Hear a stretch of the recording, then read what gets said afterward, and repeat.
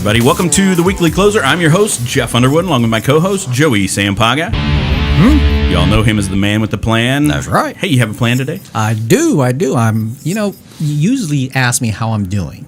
And I didn't. You didn't, but I'm going to tell you anyways. Okay. Young and energetic. How about that? Well, you just said I was getting old. You are. Oh, that's great.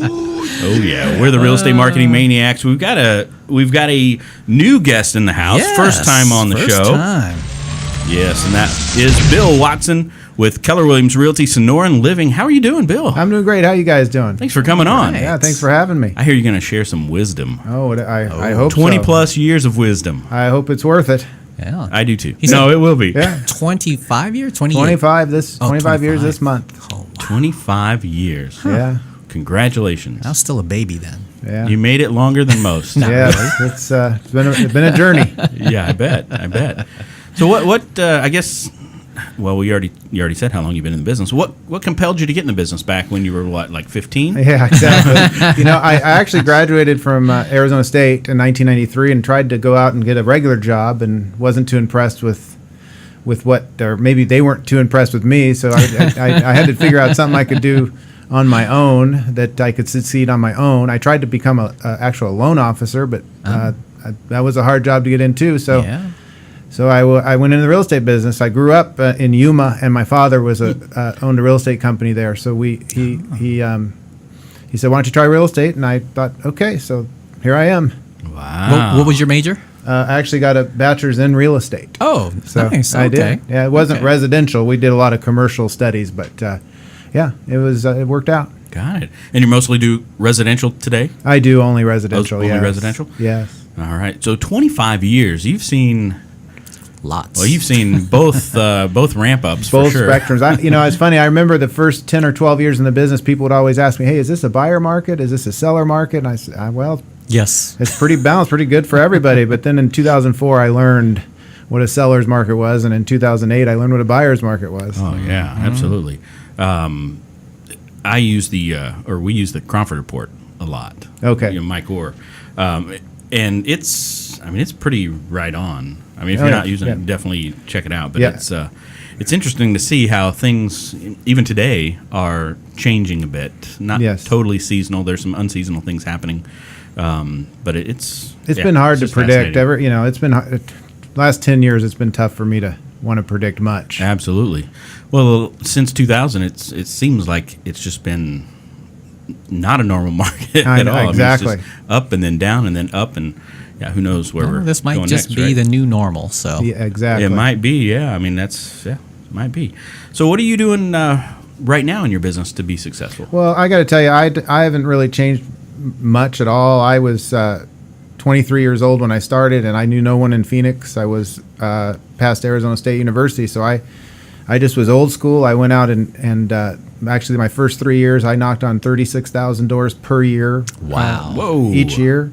And Did you say 36,000? yeah, 3,000 a month, every month. And just met as many people as I could that I didn't know. I called expired listings, canceled listings. I had no past clients or friends really to develop a sphere with. And it worked out, In the first year, I did okay. And and you just continue doing that. I do that today. I don't knock on 36,000 doors a year, but probably 8 to 10,000 doors a year, and still call expireds and cancels. Now I have a good past client list that I'm very faithful with following up on quarterly. Try to stay in touch with them. Obviously, emailing twice a month, and so it's working out good. So, do you prefer door knocking or calling? No, door knocking for sure. Yeah, I've always been better at face to face. Really? Okay. Well, I hear that because people are like, "Oh no, I don't want to get the door slammed in my face." They'd rather get hung up on, right? But it's probably better to door knock because they're not as brave to tell you to. First of all, you have less doors slammed in your face than people hanging up on you. Yeah. It virtually never happens. Door knocking, getting slammed in your face. I have some stories, but not often. Okay. Yeah, I was going to ask that if anybody's like come to the door with a gun or anything? Oh, I've had some. Yes, I've had. Well, not a gun, but I've had some serious aggression. I've been chased by dogs down the street with my, and, it's been fun, that's for sure. But it's produced a lot of business. You know what you do in that case? You just need to make sure you bring a slower intern with you. Yeah, exactly. Yeah. You're gone. Yes. No, we had somebody. Joey and I were talking to someone a few weeks ago, and I think they were sharing a story about somebody brought a gun to the door. Yes. And pointed it right at him, and to get off my property. They decided they wouldn't door knock anymore. Yeah, no, I haven't had that one. Yeah, right. That's a little scary. Yeah, that is scary. So with 3,000 door knocks a month back when you were getting started, did you choose a very specific area, or I mean, for that many, it had to be kind of a broad area? I did. So first of all, I came up with a perfect day where I said, okay, every day it starts at 7 in the morning, it ends at 5 p.m., and every day I did the certain activity at a certain time, religiously. So door knocking was from 10 to noon, and then again after lunch from like 1:30 to 2:33. And so I'd knock on 135 doors roughly average per day, and then I would talk to 20%, 25% would answer. And I picked 2,100 houses in different price ranges in Ahwatukee, where I was living and where my office was. And so actually I was revisiting those same houses every 3 weeks. Okay, I wondered about that. Every 3 weeks. Every 3 weeks. And then after I did that for 4 or 5 months, then I expanded it to 4,000 doors, which got me there every 6 weeks. And then by the end of the first year, I upped it to 8,000 doors, which I now have. Wow. So I basically go through that once a year now. Okay. Instead of, every quarter. So what are you sharing with them? They open the door. Well, I learned over time what to do. But when I first started, I just had a big business card, 8.5 by 11 picture of my face. I didn't know what to get. But now it's just 6 listings that I have that are available, or that I've sold, and just have it's very scripted what I say. You can't knock on 135 doors in 2.5 or 3 hours and talk much. Exactly. I mean, you ask a few questions and move on. Another thing is I would always wear a tie, and it would be 110. I'd wear a tie. I got a lot of business from people like, my gosh, come in here if you're willing to go, knock doors in July and be committed. I want you as my agent, and that helped a lot when I didn't know what I was doing. They just called me in because they saw me doing that. So with the objections that you get, I'm sure you write those down and then you practice the objection handlers, right? Is that what you? Yeah, I mean, there's not many objections. I mean, there are objections, but they all go to the same seller school, so to speak. They all have the same one, but they're at the front door. I never ask a question that's close-ended. So it's what I introduce myself and I ask them, when do they plan on moving, and sometimes they'll say no. Yeah, which doesn't. We're gonna die here. Yeah, or they're gonna take me out in a pine box. Exactly. Or, those kind of things, but. I have 6 questions that I go through, and most of the time you don't make it through the whole 6, but they're all open-ended, and if they're upset or they're mean, you just go to the next door. I mean, that's really it. I mean, you can't really get too emotional about it. Huh. Interesting. So the ones that are mean or say don't ever come back here again. I mean, do you keep track of that so that you don't go knock on that door? If somebody's rude or mean or aggressive, you don't forget the door. Okay, at least I don't. Yeah. And so, okay. I didn't know if you had to keep that in like a system. Well, they actually have an app for that I learned about. It actually tracks you via GPS, and every time you go to it, yes, I communicate. Do not go back. And so when you're walking the neighborhood again, it gives you history of what you've done with that particular door. Yeah, and but if it gets. I have forgot a few times, but not often. Yeah. So all right. Yeah. Well, sometimes I would think that the person might have moved out and somebody else moved in. Well, yeah. After 2 or 3 or 4 years, I take my chance again.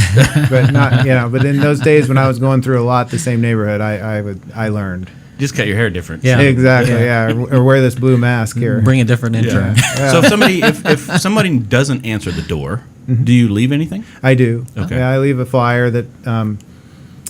I leave it on the door, and I people call you. They do. So it's worth it. I'm envisioning somebody pulling into their driveway and their garage door being covered with 8.5 by 11 pictures. Yeah, pictures of me. Yes, exactly. But yeah, I don't put them. I put them on the front door if I can. If sometimes you don't want to knock on the no soliciting doors if you're going to invite yourself to get get somebody upset. But sometimes I'll slap a flyer on those garage doors. Yeah. Okay. All right. Yeah. Oh. And so phone calls, is there a specific ones that you go for, like FSBOs, expires, or? Expireds I've always been more interested in than for sale by owners, but both. Yeah. Expireds, as you know, you can call an expired that morning and get the listing that night and sell it the next day. Yeah. For sale by owners take an average, I think, of about 5 or 6 phone calls before you ever get an appointment. So I haven't been as good at that, but but yes. But the expireds are more successful for you. Yes, they have been. Awesome. Absolutely.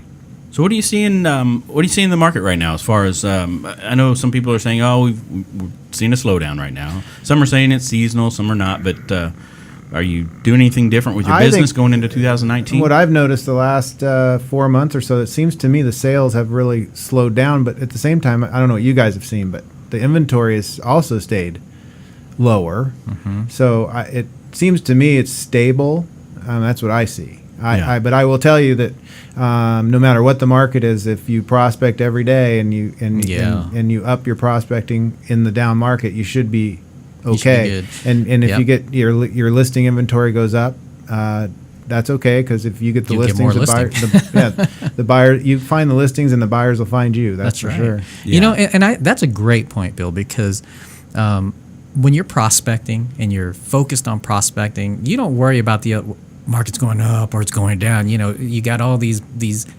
sad folks always talking about the market, and while they're doing that, you're prospecting.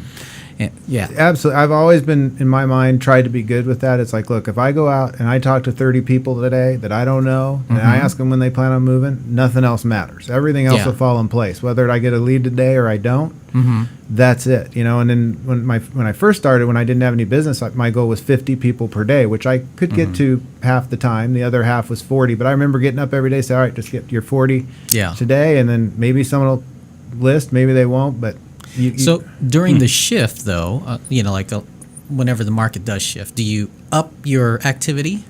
You certainly should. Okay. Yeah. You should. Okay. You should. Yes. That would be the answer. We can get into all sorts of discipline questions if we actually do. I heard someone say one time, "Hey, this is the easiest concept to grasp how to succeed in real estate, but it's the absolute hardest to actually do." That's true. For people we all know what to do. Yeah. It's who actually is going to be willing to do it. Yeah, it's the rejection that people are afraid of, and right. Yeah. So do you do any paid advertising?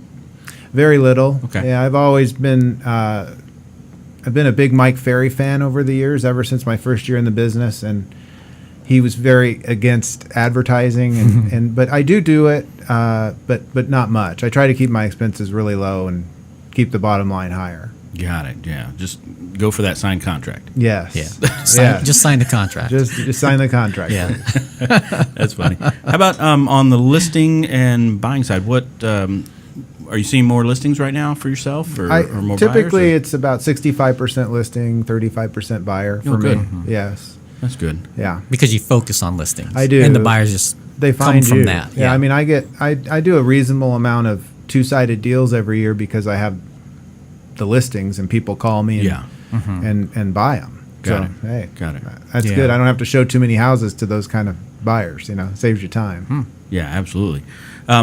We know that it seems like a lot of agents are still getting into the business. I mean, it seems like it's just continues that trend, right, over the last couple of years. So for a brand new agent going into 2019, what would you say is like the number one thing that they need to figure out as far as their prospecting? Well, first of all, I would say your day has to be revolved around prospecting. Do not prospect around your day. Yeah. So when you get up every day, like I was telling you, hey, I have to talk to 40 people today. If that's it, that has to happen, and then work out everything else over here. That. So many new agents I see come in the business, and they start working on their file or their a flyer or an app or whatever it is, and then the day's over and they've not even prospected at all, or they've talked to 2 or 3 people. One thing that Mike Ferry said was, hey, if you talk to, in your first year, if you talk to, if you have a goal of it, if I want to sell 40 homes, then you talk to 40 people a day, you'll sell 40 homes that year. Now, I think that's a little, can be skewed, because I believe every real estate agent starts at a different age and a different time in their life, and they have a different set of cards dealt to them. Maybe they grew up in the city they're starting. Maybe they're 35 years old or 50. It just, there's differences, but if you talk to 40 people every day, even if you don't know anybody, you're going to sell a lot of homes that year. Yeah, it's going to happen. All right.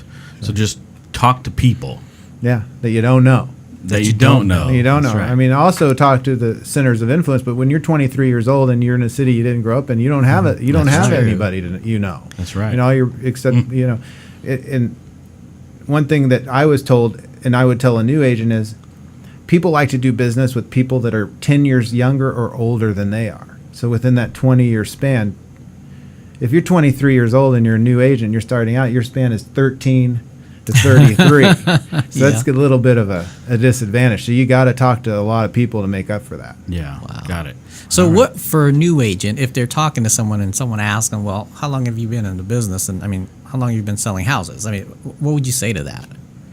If someone asks me how long. Yeah, let's say you just started in the business. You've been in for 2 or 3 years, or let's say a year. Okay. You just got your license, and you have an appointment. They ask you, well, what's your experience? Why should I use you? Oh, well, that some of that you just can't solve. I mean, especially when you're 23, 24, 25, you're going to look new and you can't get rid of it. But if I'd been doing it a year and someone asked me that, I would say something along the lines, well, in the last year I sold 30 homes and I was the rookie of the year for ERA in the state of Arizona. Do you think that could sell your house? Sure. I mean, and always end it with a question so that, instead of a statement, and wait and hope they say. With the downswing? Right, the whole downswing, yeah. What are we talking about? Oh, yeah, Jeff In doesn't the voice? know about the Your voice Your inflection? voice reflection, yeah. Yes, it's a in tonality. the script, you're always, when do you plan on moving? Not, when do you plan on moving? Yeah. When are you planning on moving? Yeah, you're supposed Well, to thank sound. you When are you planning on so moving? much, Joey. No. Well, you got funny. to sound confident. That's right. Yeah. That's right. Anything else you want to share before we move to the next segment that you think agents need to know? Or No. I'm No? ready for the next one. All right. Oh, we need to introduce Sherry Griffin in the house with us too. Sherry! She's been here quietly listening, Yes. watching. Do you want to get on Say the mic? hi. I'm good. Okay. All right. She All right. says Sherry hello. Griffin with security title. Thank you so much. All right. You ready to get in the ring? Let's do it. All right. Here we go. What's the best advice that anyone's ever given you? Oh, this is hard. I saw you guys do this. The harder you work, the luckier you get. All right. That's true. Yeah. 100% true. Absolutely. How about a favorite mobile app? He doesn't use It's mobile not apps. I was gonna Facebook. say. It's not Facebook. It's not Facebook. No. Google No, Maps. actually, Google Maps. I don't know. Chase Bank. See how the there bank you account There works. you go. There you go. There you go. Saves you a trip. Any book recommendations? I read it and also audio tape of it way back when. You can still find it, but Mike Ferry did a book called Thinking Big. Oh. And when I was just starting out in the business, I think many people just don't believe they can succeed at a high level in real estate or anything. And it was a great book to just teach you how to start from zero every day, but end up realizing, hey, you can succeed for yourself and your clients at enormous levels. Got it. Thinking big or think big. Yeah, it's Mike Ferry, Think Big, or Okay. Thinking Big, one of those. Okay. Yeah. How about a productivity tool or software that you use on a regular basis? I use Wise Agent really Okay. just to keep track of That's a good the one. business, and I'm pretty religious quarterly, getting it out and calling everybody and thinking of something to ask them or tell them. Right. Do you do client events at all? I have. Okay. I haven't done one in a while, but I have done. This year I did a seminar on investing in real estate compared to the stock market over 25 years. It was pretty interesting. Got it. We did an analysis for the first house I sold in March of '94. If you would have bought that home and with 20% down, Yeah. and then invested that same 20% down on that day in the S&P 500, which was a better investment. So that was That was fun. And that was an investment property or a primary residence? Could have been either. I ran the numbers as if it was an investment property, as if somebody did for. So which one was better? The house was by about $75,000 net. Wow. Yeah. So. Got it. All right. Have you draw a question out of the mask here? Oh, I thought you were wanting me to put it on. Yeah, go ahead. We got a few more. Okay. All right.